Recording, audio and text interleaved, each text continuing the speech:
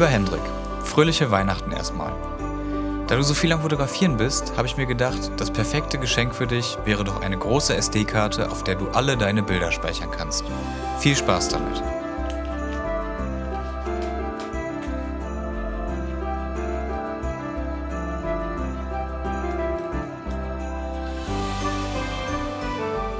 Damit euch dieses Malheur, was ihr da gerade im Intro gesehen habt, nicht auch dieses Jahr passiert und ihr eure analogen Freunde mit den richtigen Geschenken beschenken könnt, schaut euch dieses Video an, bleibt dran für die besten Weihnachtsgeschenke dieses Jahr für, in Klammern, Analogfotografen.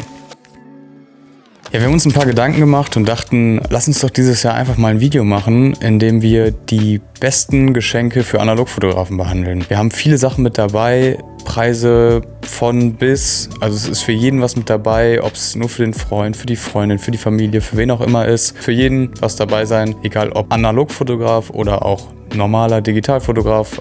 Die Geschenke überschneiden sich zum Teil, bleibt auf jeden Fall dran und vielleicht ist ja was für euch dabei. Ja, vorab sei erstmal gesagt, wir werden alle Sachen, die hier irgendwie erwähnt werden oder die wir euch vorschlagen, unten in der Beschreibung verlinkt haben.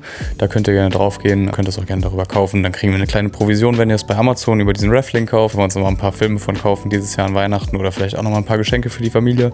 Ne, immer wichtig, denkt auf jeden Fall dran. Checkt gerne die Beschreibung ab, da ist alles verlinkt und noch ein bisschen mehr als das, was hier im Video gesagt wurde. Wir würden uns auf jeden Fall freuen über euren Support. Ja, wo fängt man an, wo hört man auf? Es gibt so viele Sachen im analogen Bereich, die man verschenken kann und die als Geschenk taugen. Deswegen, wir werden hier wahrscheinlich auch nicht alles behandeln können. Schreibt uns gerne in die Kommentare, wenn ihr noch Ideen habt und Vorschläge habt, die ihr gut findet als Geschenk für Weihnachten. Und die besten werden wir auf jeden Fall nochmal highlighten, damit sich alle Leute das angucken können und vielleicht noch ein paar mehr Ideen haben.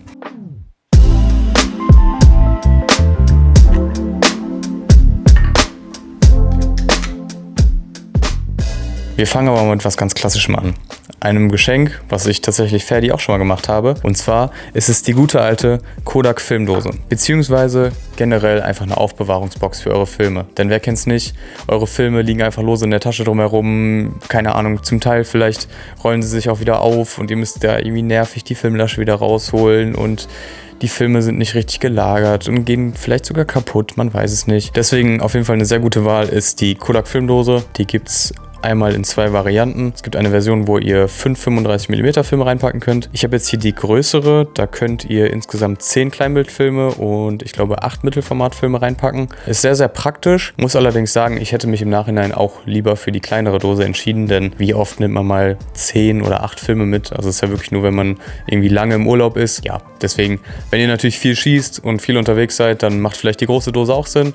Aber ich denke, vor allem für die meisten, die einfach mal so in der Stadt unterwegs sind, Street Photography mäßig, da macht wahrscheinlich die kleine Dose mehr Sinn. Die passt auch besser in die Tasche, denn es ist Aluminium. Die Dose verbiegt sich nicht und passt dementsprechend nicht in jede Tasche und ist auch ein bisschen sperrig. Deswegen schaut vielleicht, dass ihr euch lieber die kleinere holt. Ja, die gibt es in super vielen verschiedenen Farben. Klassische Kodak-Farben. Ich habe jetzt hier matt-schwarz. Die gibt es in Oliv, Weiß, Blau, Blau-Gelb. Also wirklich alles Mögliche mit dabei. Ich denke, da wird auch jeder was finden und für jeden Geschmack was dabei sein.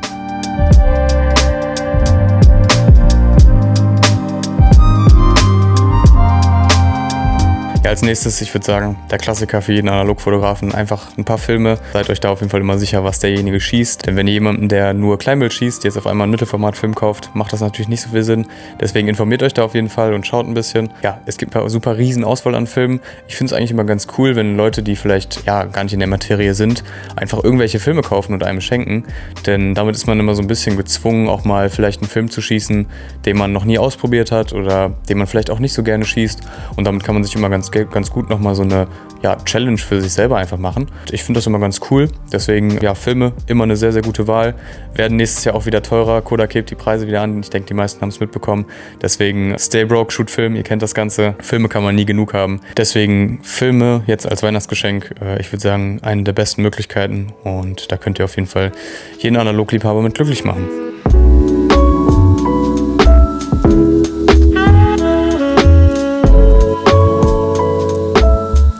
Ja, als nächstes Geschenk ein Thema, was ich momentan auch sehr, sehr spannend finde und womit ich mich sehr viel beschäftige, das Thema Fotobücher. Es gibt eine riesige Auswahl an Fotobüchern. Es gibt natürlich die bekannten Fotografen, die man so kennt. Da werden auch Leute, die sich mit der Materie überhaupt nicht beschäftigen, relativ schnell herausfinden können, welche Fotografen es da so gibt und welche großen Bücher es so gibt. Ich denke, da gibt es auch Listen, welche da sehr beliebt sind. Aber ich werde euch auf jeden Fall auch einfach mal ein paar unten in der Beschreibung verlinken. Bei mir stehen da auch ein paar dieses Jahr ganz weit oben auf der Liste, denn ich habe richtig Bock, mich nochmal ein bisschen inspirieren zu lassen.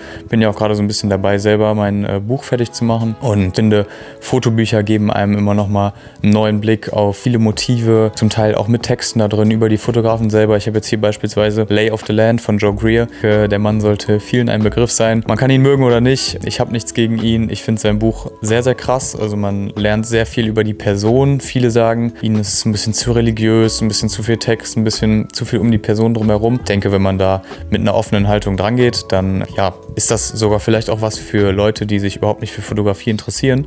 Denn es ist ein Buch gemischt zwischen Fotobuch und so ein bisschen Autobiografie. Er erzählt über sein Leben, wie er in die Fotografie gekommen ist, wie sich das alles so aufgebaut hat. Er ist ja schon wirklich ein sehr alter Hase, würde ich mal sagen. Und das ist für mich wirklich ein sehr gutes Buch. Ich habe mich sehr darüber gefreut, habe es tatsächlich auch selber zum Geburtstag bekommen.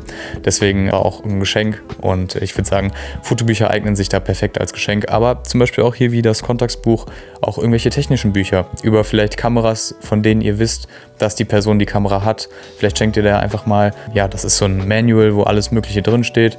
Und ich denke, sowas ist auch immer eine gute Möglichkeit, um vielleicht Leuten nochmal ein paar Funktionen ihrer Kameras zu zeigen, deren Kameras nochmal ein bisschen mehr kennenzulernen. Zu dem Thema Fotobücher sei natürlich auch noch gesagt, ich meine, jeder Fotograf freut sich natürlich auch über ein eigenes Buch. Deswegen, wenn ihr vielleicht Bilder von der Person habt, könnt ihr auch einfach selber ein Fotobuch für die Person machen oder ihr schenkt der Person einfach einen Gutschein für bekannte Shops wie, sei es jetzt Saal Digital, Whitewall. Ich denke, da gibt es einige, die man im Internet findet, wo man gut Fotobücher erstellen kann. Da freuen sich Fotografen natürlich auch immer über Gutscheine, damit man da mal günstig ein paar Sachen ausdrucken kann. Denn es ist auch immer wichtig, seine Arbeiten zu drucken, einfach mal vor sich liegen zu haben und zu dokumentieren, was man so geschossen hat das Jahr über. Und ich finde, das ist immer eine super Möglichkeit.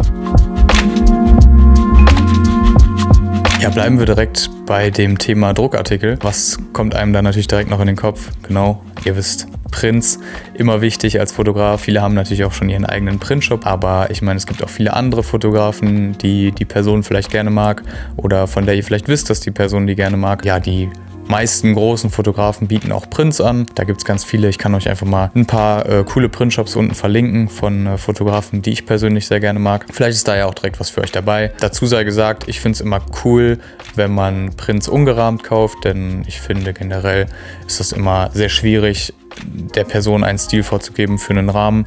Deswegen, da hat jeder so seinen eigenen Stil und ich finde es dann immer cooler, wenn man einen Print bekommt oder einen Print bestellt, den ungerahmt zu kaufen, damit die Person, die das Geschenk erhält, dann auch selber entscheiden kann, wie sie es gerne hätte, ob es jetzt ein schwarzer Rahmen sein soll, ob es ein Holzrahmen sein soll, ob es ein weißer Rahmen sein soll, was auch immer. Das finde ich, sollte man auf jeden Fall dazu sagen. Und generell, genauso wie bei den Fotobüchern auch, hier macht es natürlich auch Sinn, vielleicht einen Gutschein zu verschenken für Printshop, wie zum Beispiel Whitewall, der sehr gute Print machen. Da gibt es zum Beispiel auch noch Hahnemühle, die ja wirklich so Top-Tier in der Printabteilung sind. Und ich denke, da werden sich auch einige sehr drüber freuen.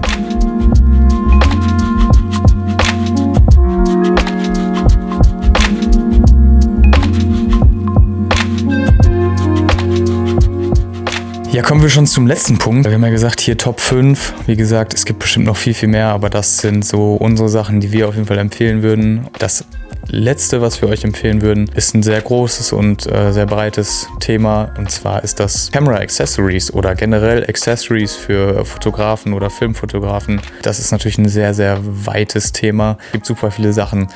Seien es jetzt irgendwelche Custom Lenscaps, seien es Straps, seien es Bags, seien es Filter, Zubehör, einfach was alles zu einer Kamera dazugehört und was man noch on top kaufen kann. Da gibt es natürlich auch wieder viele Shops, die da coole Sachen anbieten. Ich persönlich zum Beispiel habe eine Tasche, die ich euch sehr ans Herz legen kann. Das ist meine Bike Bag von Avor, heißt die Marke, glaube ich, spricht man sie aus. Ist eine deutsche Marke. Die Tasche ist wasserdicht. Ich kriege zum Teil wirklich 2 große Kameras da rein, noch ein paar Filme zusätzlich, Akkus, Batterien Batterien, was auch immer. Also das ist eigentlich so meine Go-To-Bag, wenn ich unterwegs bin mit meinen Kameras. Und ich finde, das ist eine super Sache und die kann ich euch auf jeden Fall sehr ans Herz legen. Es gibt aber zum Beispiel auch ähnliche Taschen von Long Weekend, die Marke von Willem Verbeek, die vielleicht viel noch was von euch sagt. Großer amerikanischer Film-YouTuber, beziehungsweise er ist Belgier, aber wohnt in Amerika, in Kalifornien. Zusammen mit seiner Freundin die Marke Long Weekend gegründet. Kann man hier in Deutschland erwerben bei Urban Outfitters. Ich finde, da sind auf jeden Fall sehr, sehr coole Sachen dabei. Ich hatte selber auch schon ein paar Sachen. Ich hatte zum Beispiel diesen Strap, den Kamerastrap, den schwarzen. Muss sagen, ich war damit nicht ganz so zufrieden, weiß aber, dass die Taschen und diese Filmbags und alles sehr, sehr gut sind und kann die auf jeden Fall guten Gewissens empfehlen. Ja, und sonst weitere Accessories, wie gesagt, Filter, Lenscaps und sowas kriegt man sehr gut bei Amazon oder auch für die alten Kameras bei eBay. Gibt noch zum Beispiel Shutter-Release-Buttons in verschiedenen Farben. Wenn ihr vielleicht wisst, was derjenige für eine Lieblingsfarbe hat, kauft der Person so einen Shutter-Button in seiner Lieblingsfarbe. Ist vielleicht auch eine ganz coole Idee und ein cooles Gimmick. Und ich denke, damit kann man viele Fotografen glücklich machen. Ja, um nochmal dieses Thema Gutscheine aufzugreifen. Gutscheine sind super breit gefächert, ne? Ihr könnt natürlich auch einfach Gutscheine verschenken von dem Lab, wo die Person immer hingeht, von dem Fotoladen, wo die Person immer hingeht. Da kann man sich ja auch einfach was überlegen. Ich denke, Gutscheine sind auf jeden Fall mal eine super Sache, denn wenn man vielleicht auch nicht gerade weiß, was man der Person genau schenken soll, ist ein Gutschein immer eine coole Idee und die Person darf sich selber aussuchen, was sie haben möchte. Ich denke, das ist vor allem in diesem Kamerasektor und Analogsektor schon sinnvoll, denn das ist einfach so ein großes Thema und jeder hat da andere Vorlieben und andere Prioritäten. Gutschein, immer eine sehr gute Wahl und würde ich so als